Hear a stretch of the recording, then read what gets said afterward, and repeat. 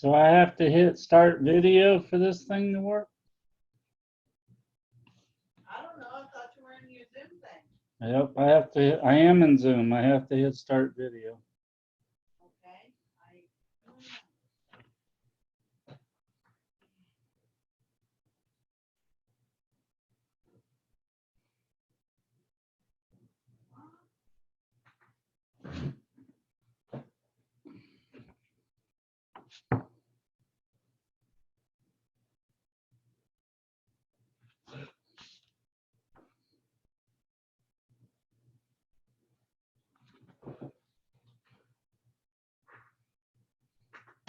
Following amount will be credited to my next bill, $318.70.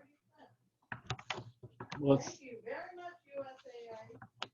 oh, You know how other insurance companies were cutting and giving a discount because of less cars on the road, less Yeah. accidents, blah, blah, blah? yeah. USAA is doing the same. I appreciate that because, yeah.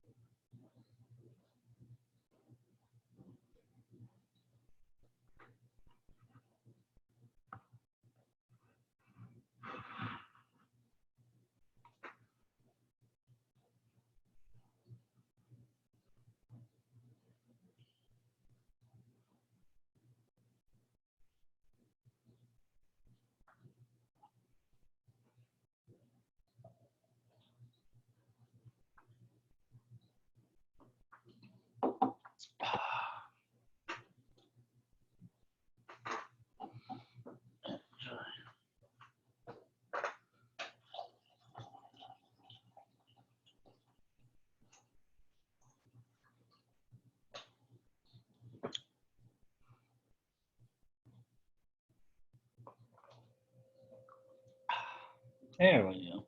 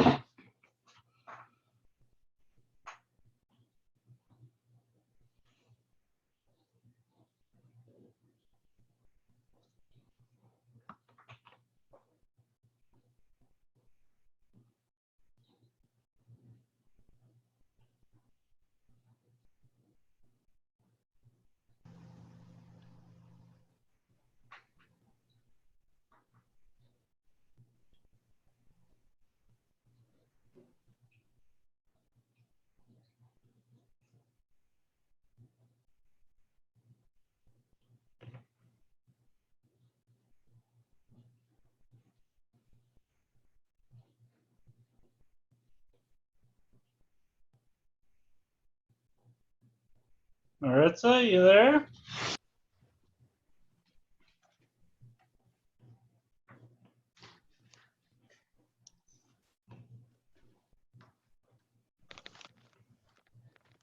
Hello, Hello. how you doing? I'm doing all right. I can barely hear you though. Can you hear me now? Yes, Okay, that's better. How are you today? I'm tired. I am too. Yeah, you work today? No, I worked Friday, Saturday, Sunday. I do Oh, work tomorrow though. okay. I'm working today. Okay. Alrighty. I was thinking one or two other people were going to join us. Okay. All right, so we discussed last week that we wanted to cover pharmacology. Okay, Yeah. so I'm going to cover the respiratory drugs tonight, and then next week I'll pick up on the other drugs. When you study pharmacology, especially for your national exam, you want to know what type of drug it is, when to use it, what the normal dosage is, and any. There you are. Sorry. It's okay. I see you now. Hold on. Got to admit two people.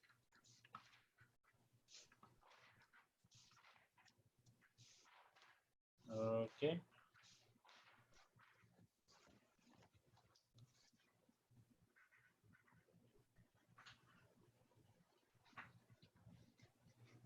All righty. Okay. So, all righty. So you want to know what type of drug it is, when to use it, how much to use, the normal unit dose, and any side effects from that medication, because you want to be able to know it is a side effect and be able to address it when you're reassessing your patient. As we all know, it's respiratory 101. You give the medicine after you assess the initial assessment of the patient. Standard breath sounds pre and post, heart rate pre and post, respiratory rate pre and post. So we're going to start with the first class of bronchodilators, short-acting broncho administrators, right? Or what you learned in schools, SABA, S-A-B-A. And this stands for short-acting bronchodilators. So what do you think of when you hear short-acting? I need it quick, because it's usually an emergency. And the type of patient you usually see this in ER or possibly on your exam will be the asthmatic who has an exacerbation of their disease, and they're hyperventilating, they're desatting. You'll either have diminished breath sounds where they're not moving the air as well, or they'll be wheezing from where the branches of the wind tunnels are tightening up and it's more musical. And usually you'll hear the wheeze on expiration when they're breathing out. All right, so respiratory's been around since 1945. And sometime after 1945, they allowed us to assist the nurses by giving medicines. Well, ever since the beginning of inhalation therapy, you had albuterol. That's the standard drug. And it's known as Prevental and Ventolin, and it's 2.5 milligrams per 3 cc's. So we know the unit dose, and you give it every 4 to 6 hours, but usually every 3 to 4. Now that's a unit dose. In reality, when you're in the ER, you can give 10 milligrams, 15 milligrams over an hour, and you just inject it into an IV bag, and there'll be tubing from the bag that'll be hanging down to the nebulizer, and you'll have the large volume neb like you learned in class, and you just add so many cc's of albuterol to so many cc's of saline, and the saline is just to extend that treatment so it'll last an hour. So what about people with cardiac conditions? Well, they came up with a drug for that, where all they did was take the S molecule off albuterol so it wouldn't have the high heart rate. The irony of that is the people that qualify for that now are people who have a history of like VTAC or SVT, and most of the hospitals will not use that. So the patient who has it at home for their cardiac condition will bring it into the hospital, and the pharmacy will take it, verify it, and then put it in the patient-specific bin, and that's where you'll get it. And the reason the hospitals chose not to carry it is just too expensive. A lot of the time at St. Joe's, when we gave that, it was. Donnie, I'm sorry. Oh, it's okay. What was the name of the drug that you said that was too expensive? Well, Zopanex. It's Zopanex, okay. Okay. So we saw that a lot in PD land. And one of the reasons that is St. Joe's is one of the local hospitals that carry pediatric hearts. So it was not unsurprising to have to give Zopanex still to the pediatric patient at St. Joe's. Now its formula is a little different, so it's 0.63, and it comes in a second dosage, which is a little higher, which is 1.25 milligrams. And you'll give that every 6 to 8 hours. And that's the advantage to Zopanex versus albuterol. You can extend it a little further. So like say Q4 while awake for albuterol, whereas you got TID for Zopanex. And then there's the bronchodilators that are SABAs, the short-acting bronchodilator. They usually end in OL, albuterol, levalbuterol. And the next one is perbuterol. And that one's max air, and it comes in a 200 milligram dosage, or what you'll know in the field is 2 puffs, and it's 4 to 8 hours. And then there's a very old, a drug that isn't used as much anymore that goes back to the beginning of our profession is terbutaline, and it's 0.5 or 1.5 milligrams, and that's given 4 to 6 hours. But the reason you don't see that as much anymore is because of the cardiac effects. It'll drive up the heart rate. And then you have the other classification of bronchodilator, which is the long-acting bronchodilators. You know them as Pravana or aformoterol, and that's aformoterol is used Q12 hours. It comes in 15 micrograms and 2 cc's of saline. It's a long-acting. Formoterol, which is also known as Performist, 20 micrograms, and that's Q12 hours. So these 3 drugs, the long-acting, are pretty much going to be BID twice a day. If you're a day shifter, 7 a.m. to 8 a.m. If you're a night shifter, 2000 to 2100. The other one, the third one and the last one, is an MDI DPI, salmeterol or Ceravent, and 21 micrograms or 2 puffs per Q12. And with Ceravent, you usually give it in the MDI DPI form. The whole key to these drugs, you want to make sure they rinse their mouth after the administration of the medicine, because you don't want candidiasis formed in the mouth. You don't want to give an immunosuppressed patient another reason to take another antibiotic, thus creating other situations for them. So we have them rinse it out. It's also known as thrush, and they'll complain of their oral pharynx being really raw, okay? And if that comes up, you just let the nurse know and make sure the doctor comes and sees them, okay? So those are the bronchodilators you're going to need to know. The next ones are known as anticholinergics, and these work a little different. They work to where you don't bronchospasm as much, okay? So anticholinergic, Atrovent, atropine. Those are the 2 big ones. The one that you'll see more often now is the Atrovent. It comes in 500 micrograms or 0.5, and it's Q8. Now, the whole thing about Atrovent is they used to do it in an MDI form. And so they kind of got away from Atrovent because it would affect the eyes if they got it in their eyes.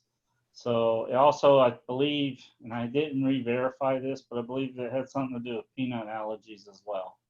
So the MDI of Atrovent is 18 micrograms per puff, and it's 1 to 2 puffs, and it'll be 4 to 6 hours. Max given is 6 hours. Atropine is 0.05 milligrams per kilogram, and it's Q6 to Q8. The atropine is more IV or injection. You won't really be given that one. The other anticholinergics are Spiriva, which is a DPI, and it's 18 micrograms. It's 1 puff per day.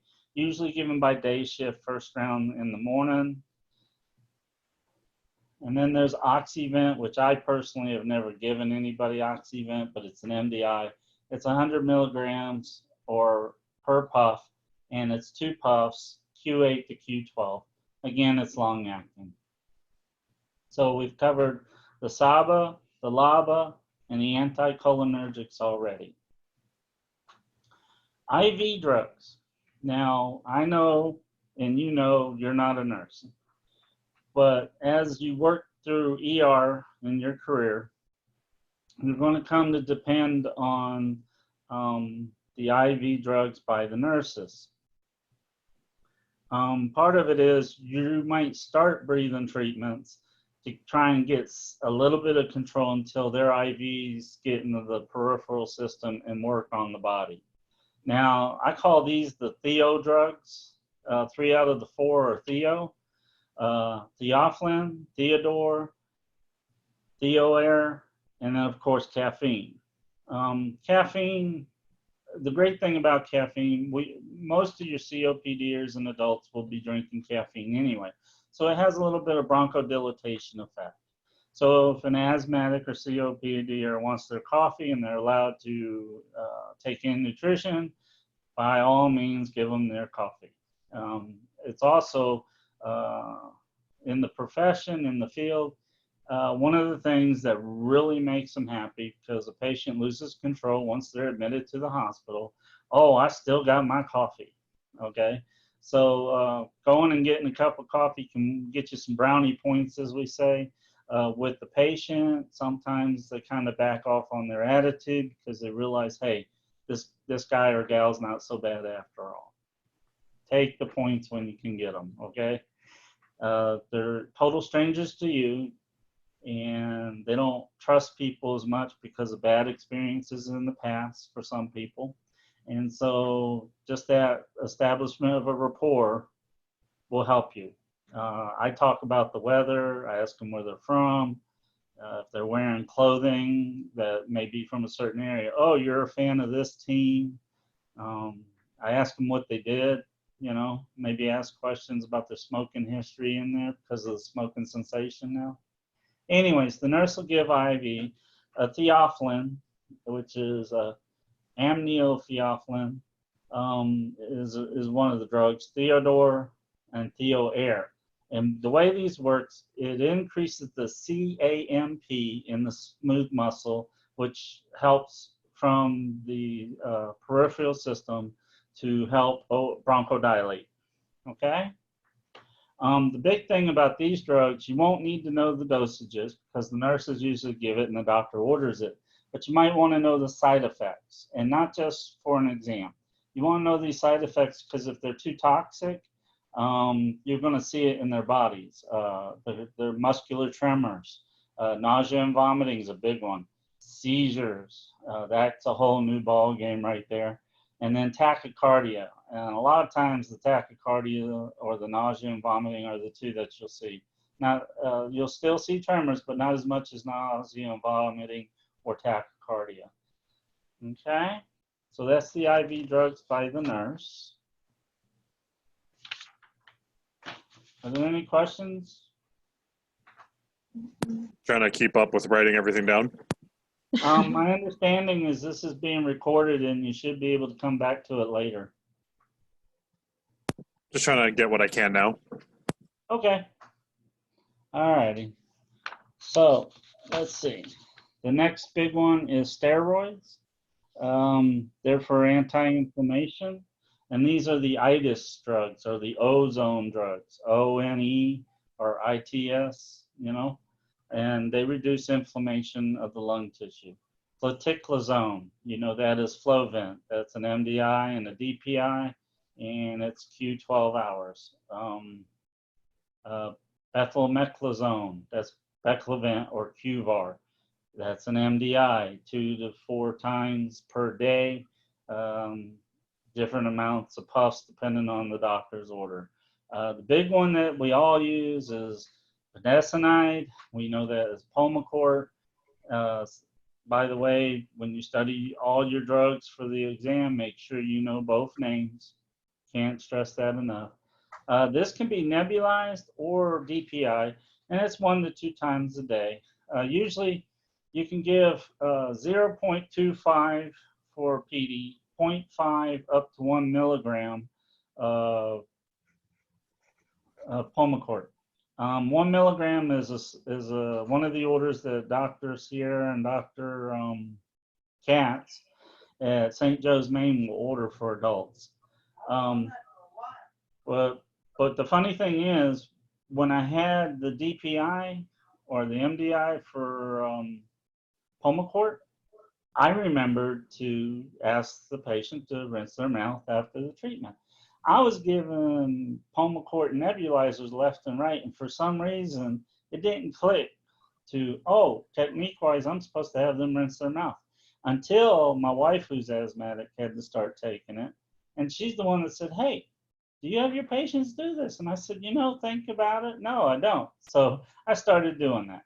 Now, one of the things I do when, with some of the other RTs don't, when you first chart your neb, there's the first block on the left of the Cerner charting, it'll say other. And I click there and I put PT rinse mouth post neb. And I like to show that. Some of the other drugs, Aerobid is an MDI Q12 or BID. Triamcinolone, which is Asthmacort, MDI 2 to 4 times a day, depending on how bad it is. Now, these are maintenance drugs. These are not rescue drugs. All your steroids are for maintenance. They're just trying to get the patient's lung tissue back to the state of least inflammation. Now, one that you'll need to know, but not so much the dosage, and the nurse gives it, is prednisone. It's oral. And where you're going to see that is in the ICU. An asthmatic or COPD will have acute exacerbation. And the other one that you'll see that the nurse gives that you don't need to know the dosage is Solumedrol, and they give it IV. So that covers all the steroids. There are some drugs they call combined drugs. The bronchodilators, you'll see Duoneb. It has Atrovent and albuterol, and it comes in the form of an MDI, Combivent. And when they use the Duoneb or the Combivent, they're trying to avoid the use of steroids because steroids have long-time effects. And the person that, especially on your exam, but pretty much everybody you'll come in contact with in the hospital, you'll be giving all your COPDers and asthmatic these drugs. Now, just a side note, when COVID-19 came out, everybody was short of breath that was truly a COVID patient, and they were desat and they had fevers. That some of the docs in ER were ordering Duoneb treatments for everybody. Well, what they came to find out, not everybody needed that the treatment for the COVID-19 was more a higher level of oxygen.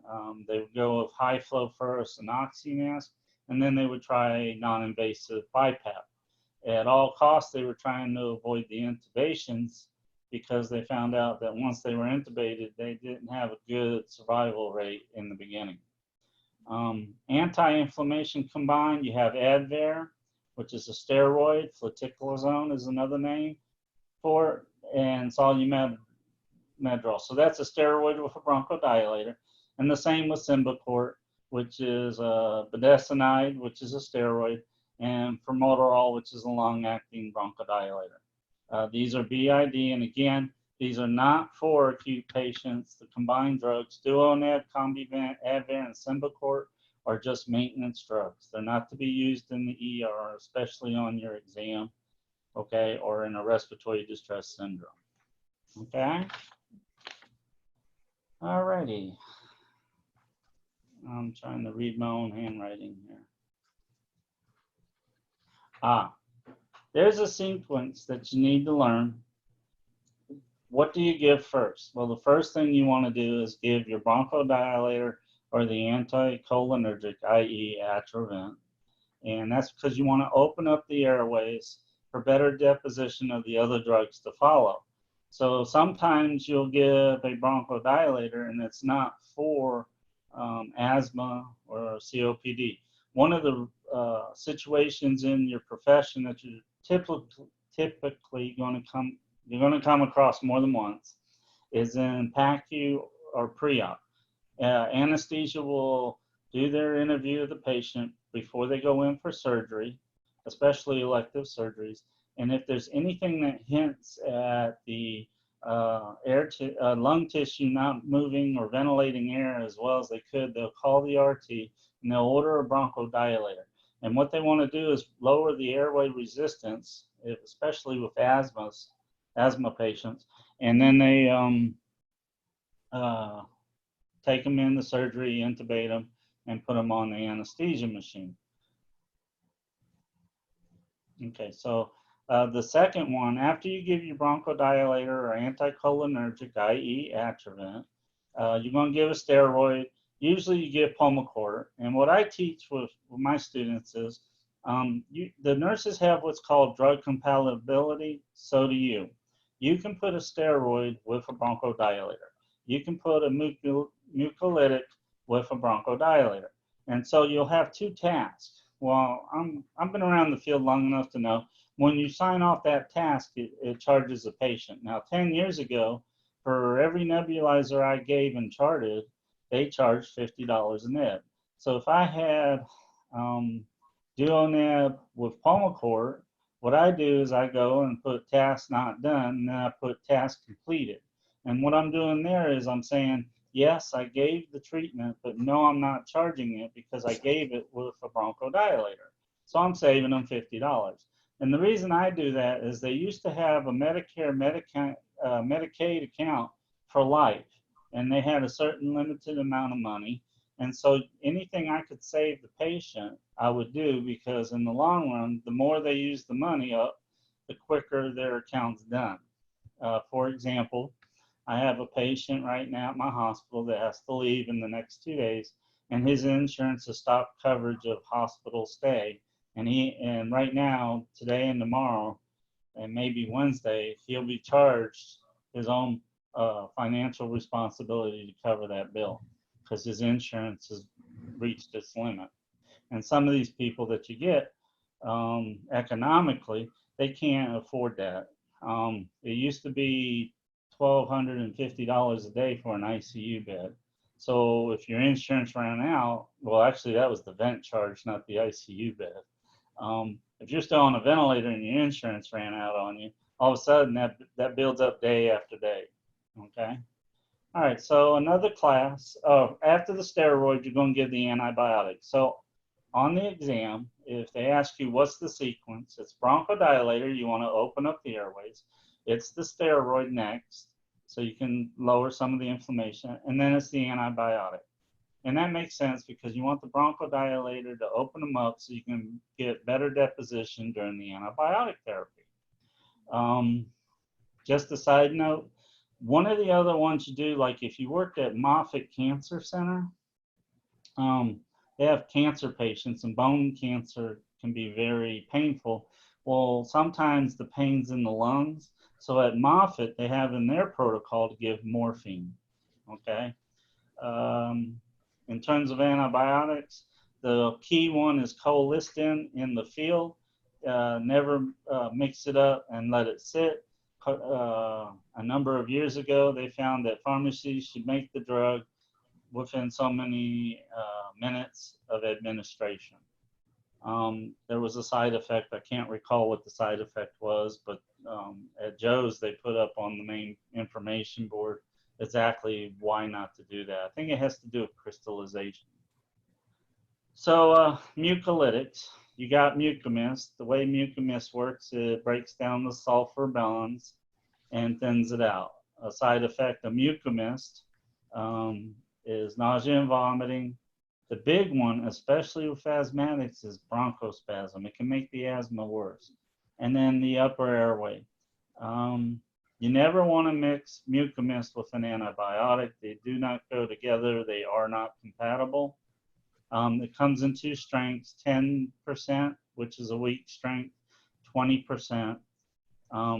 Another use for mucomist for you is during bronchoscopies. You'll have to pull so many cc's up in a syringe, and when the doctor says so, you'll put it in the port and you'll slam it down and it'll go down the scope into the lungs. And what happens is as they're doing the bronchoscopy, they can't see beyond the plug, so they're using normal saline and mucomist to break them up and suction out the plug so they can see what else is wrong with the airway. Another mucolytic is pulmazine or Dornase. And the way I remember Dornase starts with a D. Well, the way it works, it breaks down the DNA of the mucus, and the person most likely to get Dornase is a cystic fibrosis patient, usually a younger patient that has too much production of mucus, and so the docs, the pediatricians especially, will order Dornase for that patient. It's given twice a day, BID, and the problem with, or the challenge for pulmazine is that it can alter the voice, laryngitis. It can give a rash. Sometimes it can give the patient chest pain. I didn't know that till I looked this up. And then the upper airway can get highly inflamed if it's given too long. And then one that's a little more common to the body, you would think not as harsh, sodium bicarb. This increases the mucus pH, so it'll decrease the viscosity. It'll thin out the mucus that way. And it's more natural to the body. Now, the only thing about the higher level sodium chloride that's given in the local area is sometimes it'll crystallize on the nebulizer if the nebulizer isn't changed per hospital protocol. Most hospitals want the nebulizer changed once a week. The other thing about this type of drug, mucomist, when we give mucomist through the ventilators, we like to double filter and once a week change the filters, because the inside mechanisms of the ventilators, if they get too much mucomist film on the screens, it'll change your numbers and it won't report accurately the volumes and rate, as well as the FiO2 concentration. Now there's one more class of drugs, it's the Ig blockers. This is for your asthma patient. Deals with the mast cells, Exolar. Basically the IgE level and the body weight of the patient will determine how much they get. It blocks the leukotriene formation. The mast cell stabilizes, and it prevents the release of histamine. Okay, so you do not use an Ig blocker in an acute attack. Okay. Well, actually, the Ig blocker and mast cell stabilizers are different. I'm sorry. Ig blocker blocks leukotriene formation. That's its Zolar. You give it to the allergic asthmatic. The mast cell stabilizers to prevent the release of histamine. This is a maintenance drug, and there's two of them. I used to give the Intol, the chromium sodium. It's by NEB or MDI. In the local area, when we did give it, it was always nebulizer, QID.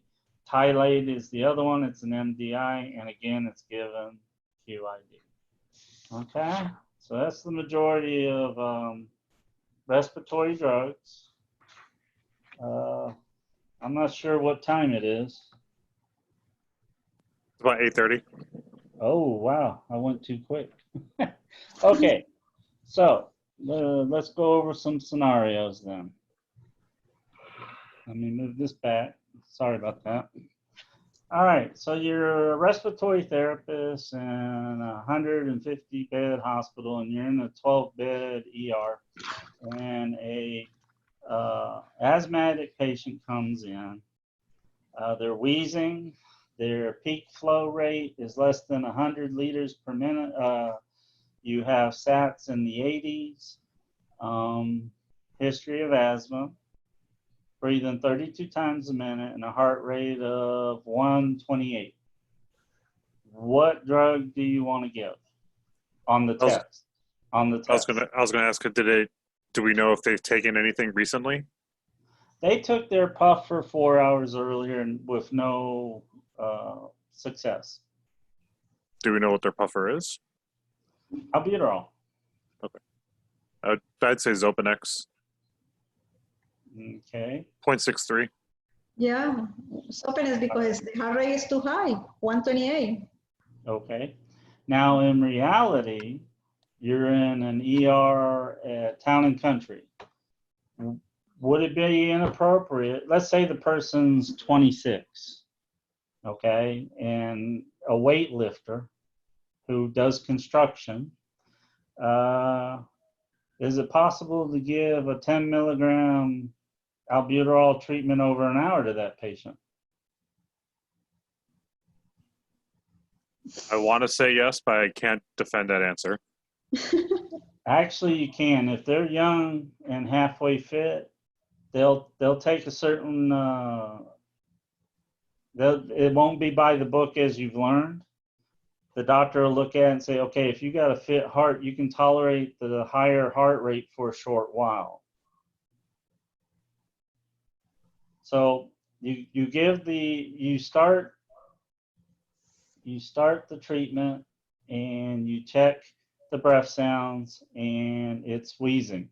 You come back 30 minutes later, because when you give an hour-long treatment, what's technically supposed to happen, you should be checking every 15 minutes the vitals. So let's say you come back half an hour later and they're diminished. Are they getting better or are they getting worse, or did they stay the same? You went from wheezing to diminished. I would say it's an improvement. Actually, you had enough air movement to Yeah. Oh, hear. no.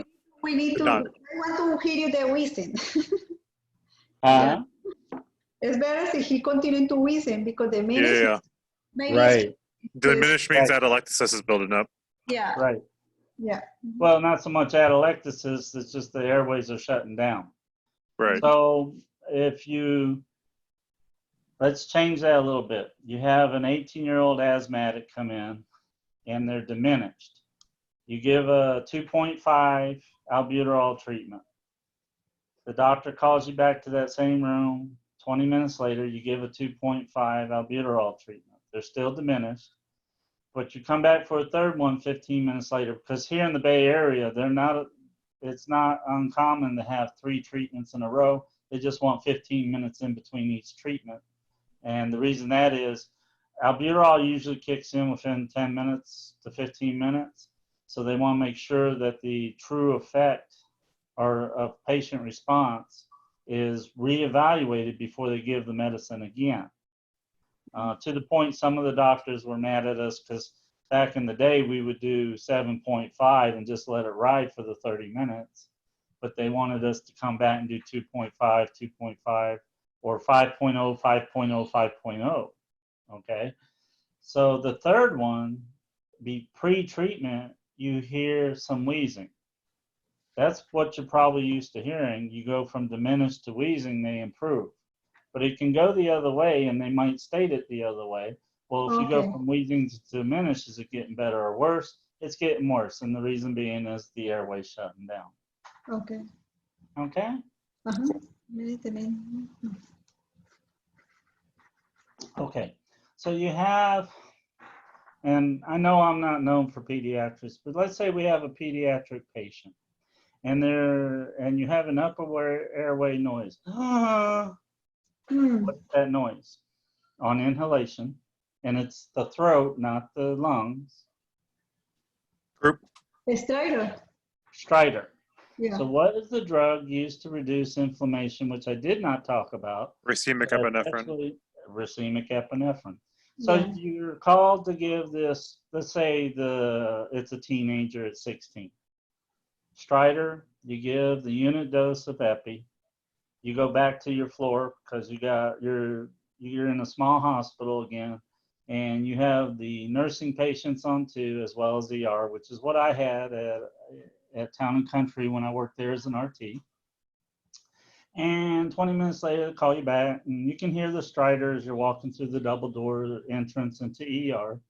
And you talk to the doctor, and I ordered another epi. You give the epi. You go away, and then you come back 15 minutes later. The doctor orders a cool aerosol face tent, right?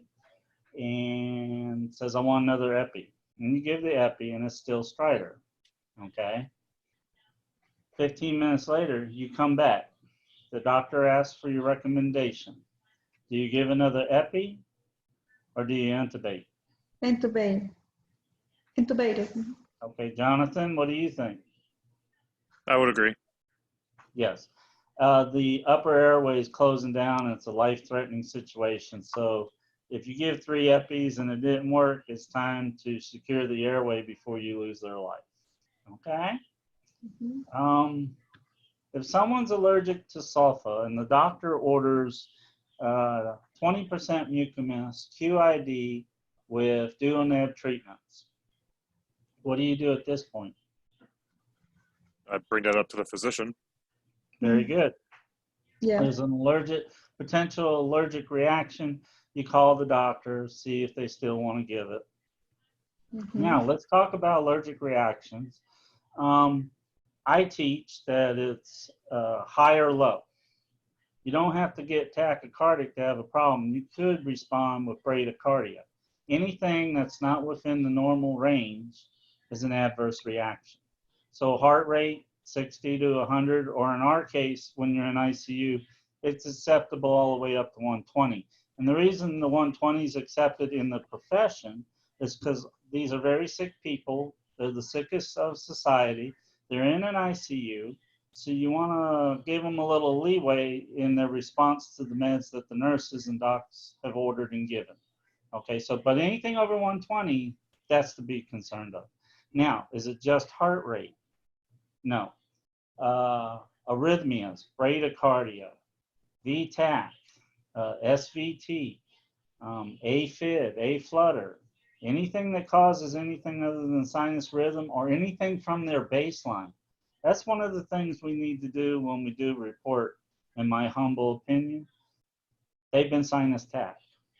What if they're an athlete who takes a medicine and the heart rate's 50? Well, for most of us, when the heart rate's 50, we do what Maritza just did. Wait a minute, that's not kosher. Okay, but I have had athletes or people on certain medicines that their baseline was 50. So that's what you want to watch for. But you don't want to go with 20 beats on a 50 in reality, right? If you start going down to 40 and 40 to 30, it just happened to me 2 weeks ago. I had to start CPR. This lady's baseline was 50. She was 30 going to 28. I started compressions. What it is, this particular person is a obese lady who's had a history of cardiomegaly. But the situation is she's status post craniotomy. What controls the breathing and heart rate? The brain. They actually performed an operation due to her situation on the brain. So her baseline dropped from 60 to 100 down to 50. But we knew when she got below 40, you needed to start doing compressions and getting the epi and atropine, okay? Because below 40, that's not a good thing, okay? So we actually had to code her and put her on the ventilator. Part of that situation, though, and this is where it gets interesting, somebody who is 400 or 500 pounds, they're like a COPDer, the PaO2 may be 50 to 55, right? She threw a plug and got hypoxic, so it was 38 to 42, somewhere in there. So that's why her heart reacted and brain reacted the way it was. She was hypoxic till we got the plug out. But she was acidotic. She was 729. So we had to put her on the vent. Couldn't use a NIV. Okay, so that's that one. All right, so let's say you have an adverse reaction. I'll give you an example. I was given a preteen Q2 treatments, 5 to 10 milligrams, because it was over 20 years ago. And she was tachycardic, and she hit 140, 150. Okay, I called the doctor, all right? What do you do in an adverse reaction? One, the first thing you do is stop the treatment. You might want to remember that. Always stop the treatment. Whether it's the test or reality, stop the treatment. They have a place now in the computer documentation, and we used to do it on the paper back in the day. Patient had an adverse reaction, stop treatment. Two, I teach called the doctor and nurse. Now on your test, it'll be the doctor, but who's in the room more than anybody? There's a triangle. You have the doctor at the top of the triangle, and you have the RT and the RN at the base of the triangle. Who's in there more than anybody? That nurse. Because especially in ICU, they have a 2-to-1 ratio. You may have an ICU and half a floor. Okay, so you're not going to be in there as much as your nurse. All right, so call the doctor. Now, in this case, the young lady was getting 10 milligrams albuterol every 2 hours. And so it was the med that drove it up. In fact, it's one of the few true adverse reactions I had. She changed the frequency. You don't always have to change the dose. She went from Q2 to Q3, and she cut the dose in half from 10 to 5. She was true staticus asthmaticus, one of the few in my 25 years as a respiratory therapist. She was a true asthmatic in trouble. The rate was up. She was hyperventilating. She was tachycardic. She was diaphoretic. She was using accessory muscles. Okay. But when the doctor had a true adverse reaction, change the dose, cut it in half, change the frequency, back off an hour, give her a little more time to recover. All right. Can they use IPV at home? No. Last time I checked, which was a couple years ago, they still had an authorized IPV. Are you ready for this though? In my career, I had one patient who was authorized IPPV back in the day when we used to use it. So will you see things that aren't always within the letter of the law, as they say? Yes. I was surprised to see a patient bring in a home IPPV. What was the purpose of IPPV, which can be applied to EasyPAP or IPV? You use pressure. What's the advantage of using pressure to deliver a bronchodilator? It gets to the basal regions of the alveoli more effectively. The way I teach it is deeper deposition. If it gets deeper and it gets absorbed, you're going to have a better result and outcome. Okay? Let's see.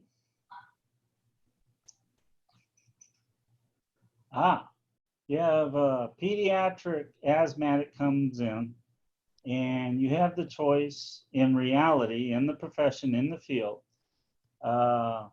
Desatin, work of breathing's up. Do you want to start your nebulizer first or put oxygen on? What was the saturations? They're below 90. And it's a young person, teenager. The saturation is 90, you say? It's No. below 90. Saturation is below 90. Oh, Let's below. say it's a 16-year-old and it's 82. I would say oxygen first and then bronchodilator. In reality, yes, but what I actually do is I'll put my bronchodilator on oxygen at 8 to 10 liters with the old salt nebulizer. But the reason I ask that, in reality, the national pediatric protocol is to put the oxygen on first because you have slight bronchodilation for the asthmatics in response to the oxygen administration. And it's usually 2 to 4 liter nasal cannula, depending on where the sats are at.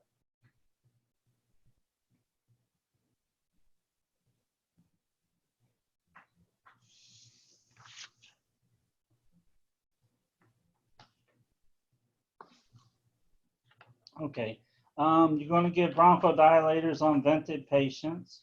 You have a blue one-way check valve adapter. Does it go between the Y and the back of the HME or in front of the HME?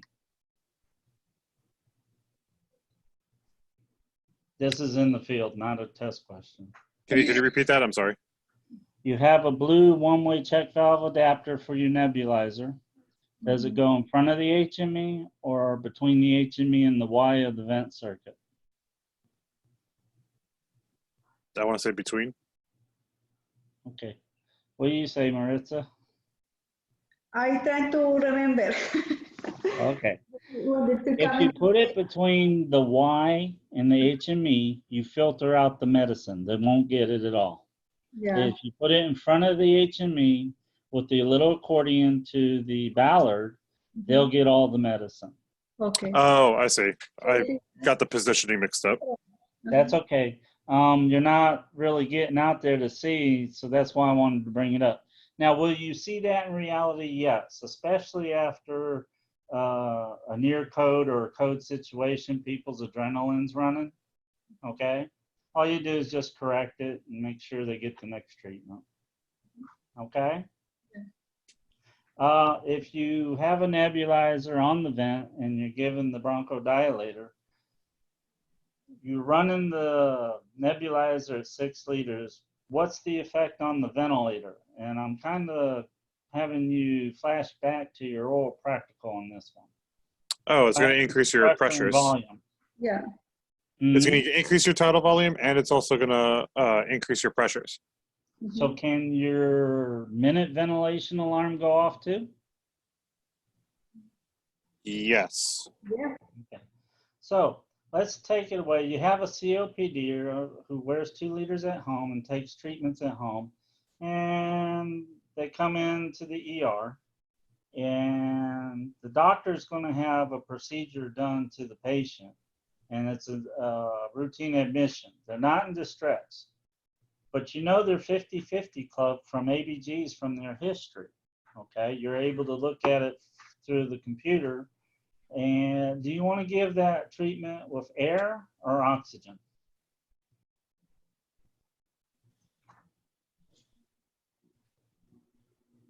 The patient is in home? The patient's coming in for a surgery, Oh, okay. okay? They wear 2 liters. Mhm. They have a PaO2 of 50 and a PaCO2 of 55. The pH is fine, but you have an elevated bicarb in the 30s, okay? They're not in distress, but they're going to get QID treatments. When they get admitted to the floor, do you want to drive the medicine with oxygen or air? When oxygen, What do you say, Jonathan? PO2 is I'm going to go ahead and say oxygen as well. Okay. With somebody who's 50-50, you would want to use air if it's available. okay. Oh. You don't want to knock out their drive. Okay. Oh, that's right, because they have the. That's right. The whole key, Wow, these are things that we haven't talked about in a long time. right, and that's why I'm trying to bring some of it up now, just to refresh you before you have to study for your exam. Okay. Okay? Yeah, Appreciate it. yeah. Okay. Okay, so you have a asthmatic. What do you want to do for a measurement before you give a bronchodilator? And I'll give you a hint. You're in ER, they're asthmatic, and you're going to do this before and after the treatment. Listen to auscultate breath sounds. Yes, but I'm looking for a device that you're going to have them do a test on. Incentive spirometry. Yeah. No. No? Nope. Peak flow. I think Jasmine said peak flow. Yes, very good, Jasmine. Okay. Peak flow. Peak flow. Now, it's kind of like a before and after. Most of them that are tight and wheezy, you might get lucky and get 100 to 150. If it's not too bad of an attack, let's say it's due to springtime and just allergy pollen, you might get them to get it up to 250. And then as the days go by, the more bronchodilation they get, the better the improvement. All right. So you got a gentleman in a nursing home. He's 70 years old, and he gets Omicort MDI, BID. You administer it. It's 2 puffs in the morning, 2 in the evening. and you hear a whistle sound. There's two things you want to do with this gentleman in terms of instruction and education. What would they be?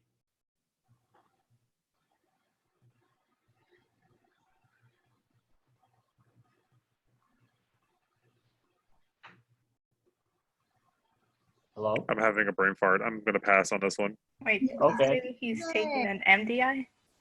I'm sorry? Did you said he's taking an MDI? You're giving him a Pulmicort MDI with a spacer, Okay. and you hear a whistle sound. There's two things you need to educate this It's gentleman. He's a because he brand new needs to breathe it in like Slower. slower. bingo.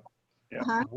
What does the whistle sound indicate for you to want to tell him to slow down? It's like a pop-off valve. There's like too much pressure in the one-way chamber when he's breathing in. Okay. You're saying pressure. I would say it would be more accurate that he's breathing. The flow rate is too fast for proper deposition. Is Okay. how I would word it. Okay. Okay. The other thing is, again, you want them to rinse their mouth. It's a steroid. Okay. Mhm. So how are we doing on time now? 850. 8:50. Are there any questions that I can help you with on this? No, fine. No, Okay. you kind of helped out a lot. Yeah. Oh, good. Good. I'm glad I could help you. Yeah. Just to let you know, I've done a video on trachs and tracheotomy, but I'm unable to load it up to YouTube. So I'm going to get with Mr. Scott Wednesday and see if we can't get that loaded. Okay. And then next week, I believe I have next week to teach as well. What I'll do next week is I'll go over like some of the cardiac drugs and the vasopressors and all that. Okay? So this is pharmacology 1. We'll have pharmacology 2 next week. Okay. All right, Okay. sounds good. Nice. Sound good? Yes. Yep. Okay. In case I go quickly next week, is there anything else you would like me to cover if I go get it all covered next week? All right.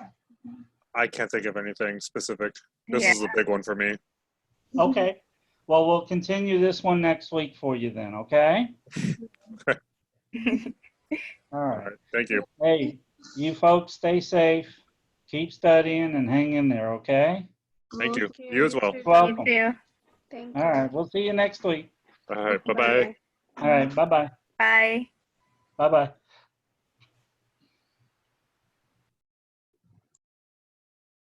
All right.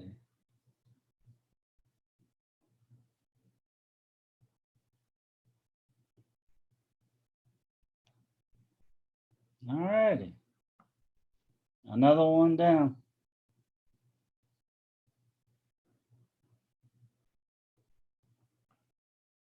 Those are your seniors? Yep. Yep. I cannot imagine. They're going through a difficult time.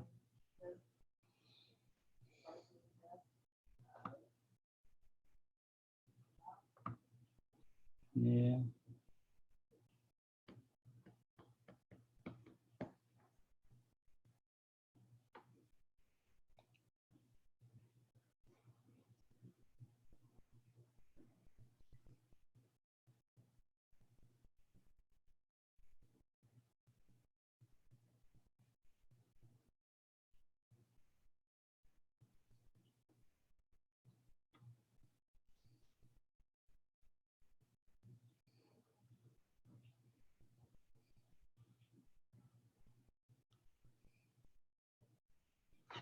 Well,